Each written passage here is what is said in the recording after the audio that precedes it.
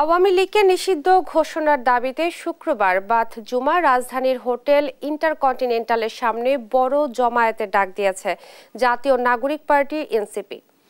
শুক্রবার এ জমায়েত ডাক দিয়েছেন দলটির মুখ্য সমন্বয়ক নাসির উদ্দিন পাটোয়ারি। ফ্যাসিবাদ বিরোধী সব রাজনৈতিক ও সাংস্কৃতিক শক্তি গত ১.৫ দশক ধরে নির্যাতিতরা, বিডিআর পরিবার, হত্যাকাণ্ডের শিকার পরিবার, গুম খুনের শিকার পরিবার সবাইকে সমবেত হওয়ার আহ্বান জানান তিনি। এই কর্মসূচিকে ঘিরে যমুনার আশেপাশের এলাকা কার্যত বিক্ষোভের কেন্দ্রস্থলে পরিণত হয়েছে। সমাবেশকে কেন্দ্র করে এলাকায় নিরাপত্তা জোরদার করা হয়েছে। ফোয়ারা চত্বর ও যমুনার আশেপাশে আইনশৃঙ্খলা রক্ষাকারী বাহিনীর উপস্থিতি চোখে পড়ার মতো।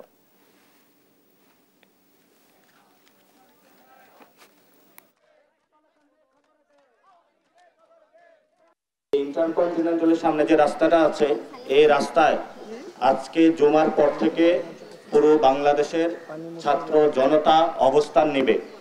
আজকে আমরা জুলাইতে ফেরত যাচ্ছি। আমরা কোনো দল বুঝি না, আমরা বিএনপি বুঝি না, আমরা জামাত বুঝি না, আমরা এনসিপি বুঝি না।